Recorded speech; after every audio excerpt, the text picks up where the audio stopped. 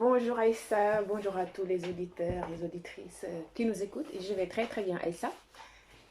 Aujourd'hui Aïssa, je vous propose un fruit sauvage très connu et apprécié en Afrique noire qui est nommé mad, que tu dois connaître par cœur. Je les connais en effet. Alors, de son nom scientifique, Saba senegalensis, le mad appartenant à la famille des Apocynaceae est originaire de la savane africaine et pousse souvent en bordure de cours d'eau. Donc, il est décrit comme une espèce de plante rampante que l'on retrouve notamment au Sénégal, dans le sud, en Casamance, en Gambie, au Burkina Faso, au Mali, Côte d'Ivoire, Cameroun, Ghana, les deux Guinées, Conakry et Bissau, et même en Éthiopie où on trouve son cousin. Hein. C'est pas exactement la même chose, mais ils sont pas très très loin. En fait, la liane peut atteindre 40 mètres de long avec 20 mètres de diamètre, pardon, 20 centimètres de diamètre. Elle cherche généralement un support à travers d'autres espèces végétales autour desquelles elle s'accroche grâce à ses vrillants pour se développer. Et D'accord. par contre, il arrive que ces graines germent à des endroits où il n'y a pas de support et donc la plante reste buissonnante dans la nature. Donc le sabbat sénégalensis fleurit tout au long de l'année et ces fleurs qui sont très très parfumées sont de couleur blanche, jaunâtre ou blanc verdâtre. D'où on parle de beaucoup d'essais de plantation et de domestication dans certains pays africains, notamment au Burkina Faso, où certains chercheurs s'y intéressent beaucoup. Alors toutefois, le fruit mad a besoin de rester plus d'un an sur sa liane hein, avant de mûrir dès l'arrivée des toutes premières pluies de la saison.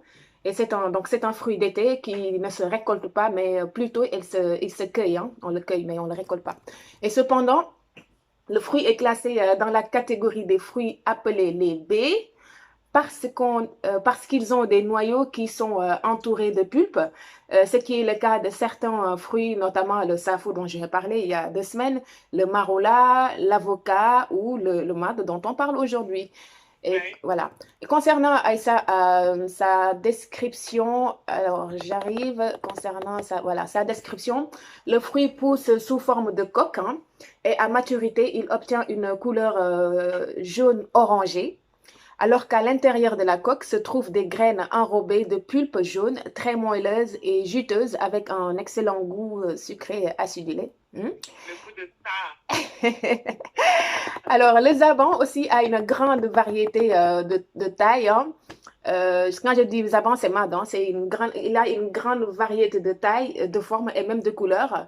Nous avons des fruits qui sont petites, d'autres qui sont plus gros, certains qui sont moyens, avec des couleurs différentes, jaune, orangé et j'en passe. Et par exemple, tu sais, en fait, quand on va au Congo, les deux Congos, hein, que ce soit en Kinshasa ou Brazza, on constate des mads dont la pulpe à l'intérieur de la coque est rouge, tandis que ceux de l'Afrique de l'Ouest, soit on a orange ou jaune.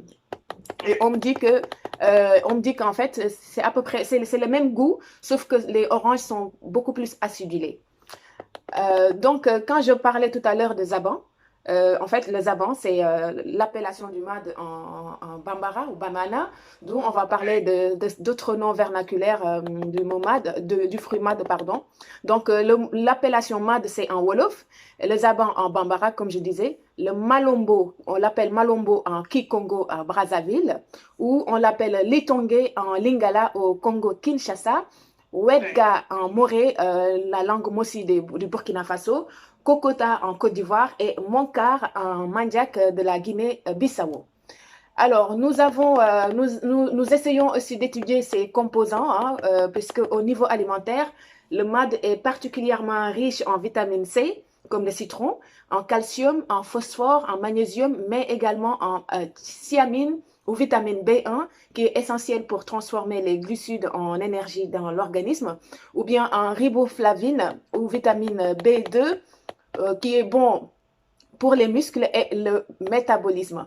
On trouve aussi dans le mad le niacine ou vitamine B3 qui agit pour le bon fonctionnement du système nerveux et a des vertus sur la peau. Puis, nous avons aussi la vitamine B6, pardon. Et enfin, un acide, il est riche en acide malique qui est très répandu dans le règne végétal et qu'on retrouve naturellement dans les fruits du genre pommes, poires, raisins et contribue à leur agréable saveur tout simplement. Et lorsqu'on s'intéresse à sa consommation, les Africains, surtout les femmes, en raffolent.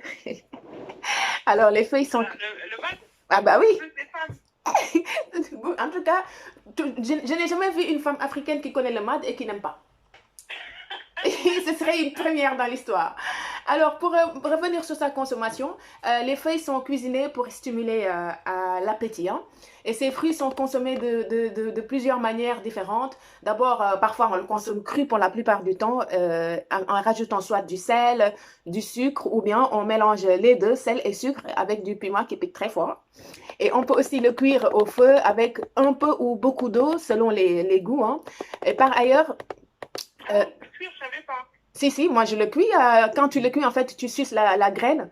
La pulpe, elle s'enlève très facilement. Ah Elle te ouais, suit, c'est ouais. vachement plus facilement, Voilà. d'accord, ok. Voilà. Et par contre, en fait, le MAD a connu ces derniers temps une transformation moderne grâce à des coopératives de quelques pays africains dans lesquelles il pousse, hein.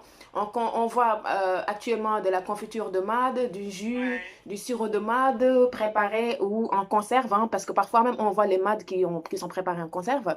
Par exemple, quand on prend le cas du Burkina Faso, ils ont un vin à base de MAD qui est appelé Weda, comme le nom, Ah Wedga, ouais, Weda, voilà.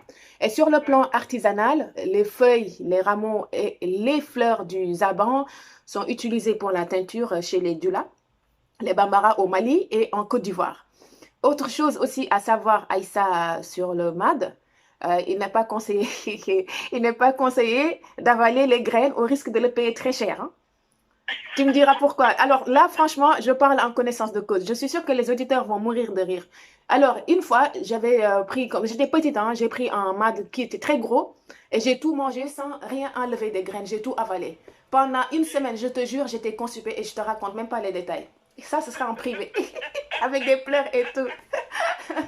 Alors, Mais c'est vrai que la graine, elle est soyeuse, t'as envie de la garder en bouche, tu vois. oui, oui, c'est ça, parce que quand on l'a en bouche, on n'a pas envie de l'enlever, mais il faut pas non plus l'avaler parce que c'est dangereux. Surtout si on en avale beaucoup. Là, on risque d'avoir une constipation très sévère. Donc, D'accord.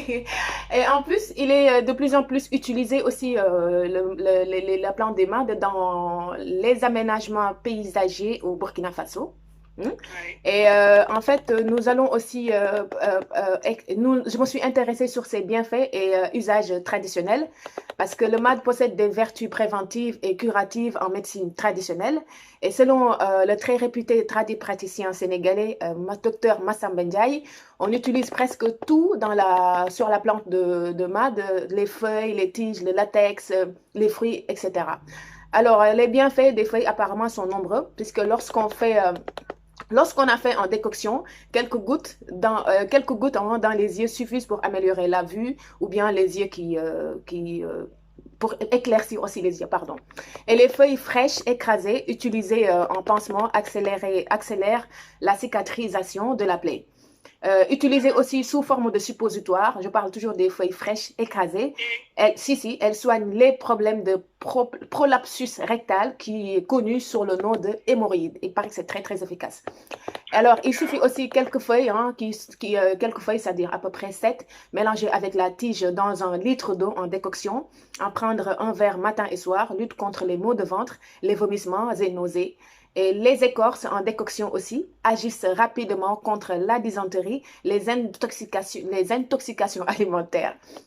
Quant à ces racines en décoction, elles peuvent combattre la maladie de gonorrhée, communément appelée chaude-pisse, ou les infections sexuellement transmissibles hein, causées par ça. Et également, elles sont utilisées aussi dans les soins pour femmes stériles, les racines. Et quant à latex ou la sève qui traite les problèmes pulmonaires, je fais allusion à la toux de la tuberculose. Et pour le mode d'emploi, il suffit de mélanger 3 gouttes de latex dans un verre d'eau et le boire. Et quand il s'agit des vrilles, parce que les vrilles, en fait, c'est la partie de la plante qui s'enroule en hélice hein, sur les autres plantes comme support. Ils sont utilisés, ces vrilles, pardon, dans les soins des bébés au Burkina Faso. Alors, je voulais dire qu'en fait, là, pour conclure, la préparation du mad avec du sucre et du sel, en plus du piment, vendu dans les pots ou en sac de conserve, est appelé njamban au Sénégal. C'était mon coup de cœur du jour, Aïssa. Jambal, jambal, hein? Njamban, njamban, Jambal. njamban. Moi, je préfère sucré, en tout cas, le mat, mais bon. Ah, moi, j'adore. Après, salé, je pense qu'il y a beaucoup de personnes qui aiment salé ou avec le piment. Moi, En j'adore tout le cas, piment et le sel et le sucre. tout mélangé, hein? Tout, tout. En tout cas, bon, bah, très bien. Merci de nous avoir mis l'eau à la bouche à quelques minutes de ce midi. Jambaï, merci beaucoup pour cette jolie découverte. Donc, et on se retrouve, et tout va bien mardi prochain. À mardi prochain, Aïssa. Merci, Foutia. Merci.